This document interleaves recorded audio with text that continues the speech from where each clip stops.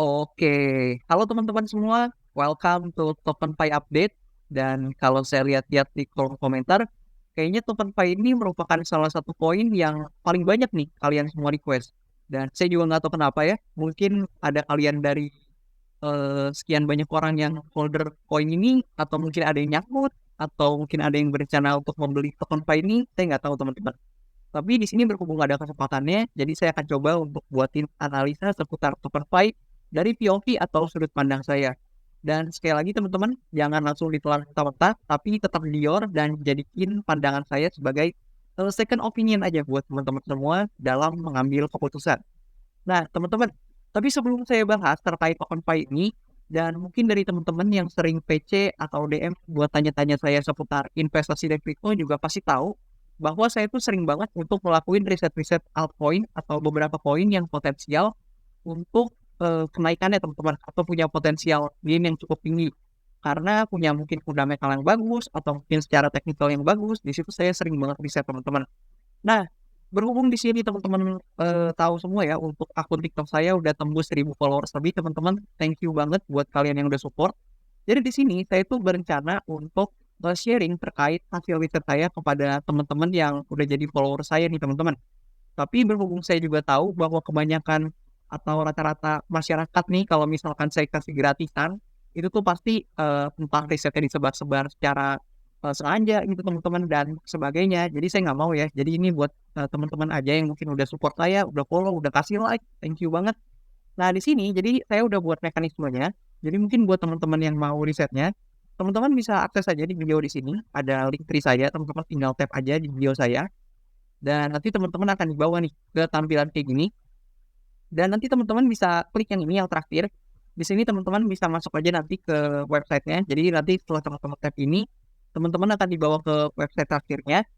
Dan nanti di website tersebut, teman-teman itu bisa untuk langsung supply atau dukung saya aja atau di-support aja langsung gitu. Maksudnya ada tombol supportnya di situ dan nanti teman-teman setelah support, teman-teman bisa langsung aja DM atau PC saya dan per support yang teman-teman kasih itu jadi ada nggak ada nominal minimal yang saya kasih teman-teman. Teman-teman itu bebas kasih berapa aja sebagai bentuk dukungan.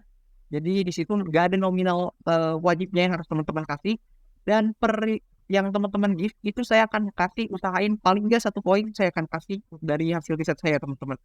Dan dari hasil riset tersebut yang saya akan kasih adalah tentunya koinnya dan juga mungkin beberapa fundamental dan reason alasan teman-teman kenapa butuh pertimbangannya buat teman-teman akumulasi atau membeli koin tersebut. Kemudian sampai area TP dan juga entry-nya dan juga tentunya stop loss-nya nggak lupa teman-teman. Dan teman-teman jangan lupa untuk do your aja teman-teman, apapun yang saya kasih juga teman-teman tentu harus do your own research dan jadiin riset saya atau pandangan saya sebagai second opinion teman-teman. Dan oke, di sini nggak usah lama-lama, kita langsung aja masuk ke analisanya teman-teman. Jadi dari kalian, saya nggak tahu kenapa banyak banget yang request nih TokenFi, tapi nggak apa-apa. Di sini kita akan coba bahas terkait TokenFi ini. Oke, jadi di sini TokenFi kita akan coba dari awal teman-teman. Di sini TokenFi ketika listing dia masih lagging dan akhirnya berhasil breakout nih di bagian sini. Jadi di sini akhirnya area supply-nya berubah menjadi demand area dan itu bisa dibuktikan teman-teman bisa lihat ketika dia menyentuh fishing lagi dia langsung mantul ke atas dan rally sangat tinggi teman-teman ya. Jadi saya nggak kaget kalau misalkan banyak dari teman-teman yang mungkin ada yang FOMO dan sebagainya. Karena kenaikannya tinggi banget teman-teman ya di sini. Kita coba lihat dari bawah ke atas di sini berapa. No, sekitar 300-an% teman-teman. Jadi kalau misalkan ada teman-teman yang mungkin baru atau bagaimana mungkin nggak kaget saya teman-teman kalau ada yang FOMO. Dan sekalinya turun nih teman-teman, saya yakin banget teman-teman pasti ada yang panik karena masih pegang barangnya. Di sini ada 60% lebih penurunan dan wajar banget kalau kalian dapetnya di atas, itu pasti kalian ada sedikit deg-degan lah teman-teman. Jadi next time kalau mungkin teman-teman yang masih merasa seperti itu, mungkin area FB-nya diperbaiki dan juga teman-teman itu harus tahu alasan kenapa teman-teman beli dan juga alasan kenapa teman-teman jual. Kayak gitu teman-teman ya.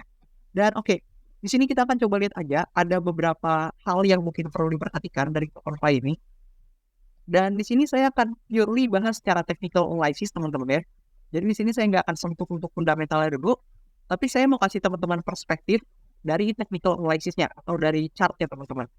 Nah teman-teman bisa lihat di sini, ketika teman-teman itu mengatakan TokenFi itu bearish dan sebagainya, teman-teman perlu tahu bahwa di sini dia itu masih mempertahankan trendline major-nya teman-teman ya. Teman-teman bisa lihat di sini dia terus membentuk higher high, kemudian higher low, higher high, higher low dan sebagainya.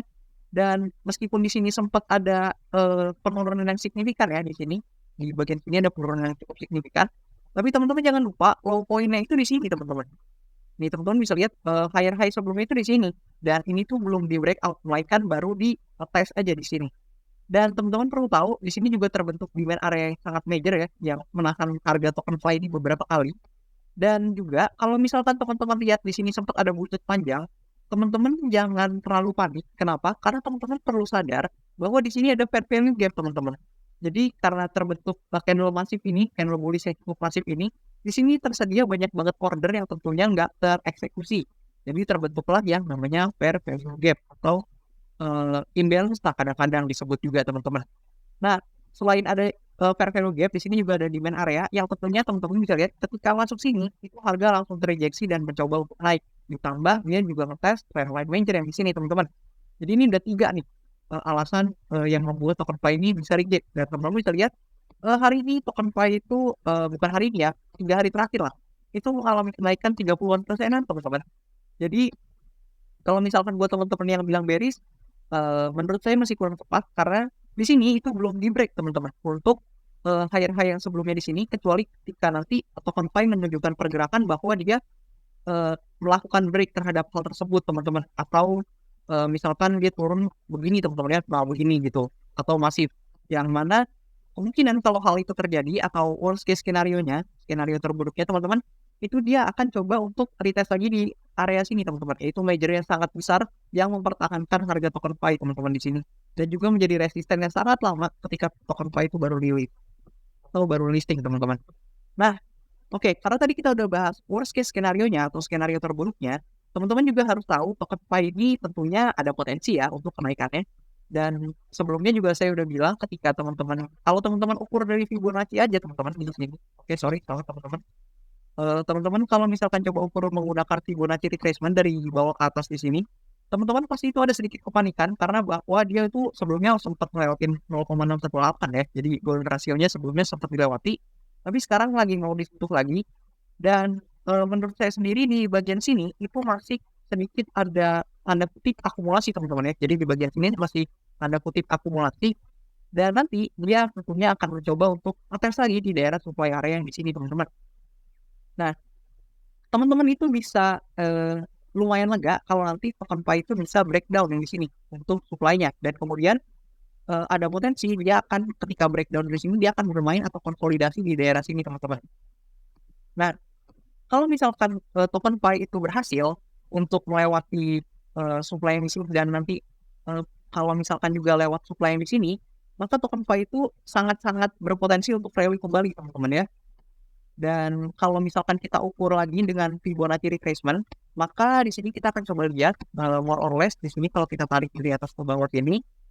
Nah, kayak gini, teman-teman bisa lihat bahwa 1,618 itu masih lumayan tinggi teman-teman di 0,35 sekian, dan tentunya kalau teman-teman tahu 0,35 itu termasuk psikologi support atau resisten, atau dalam hal ini resisten teman-teman.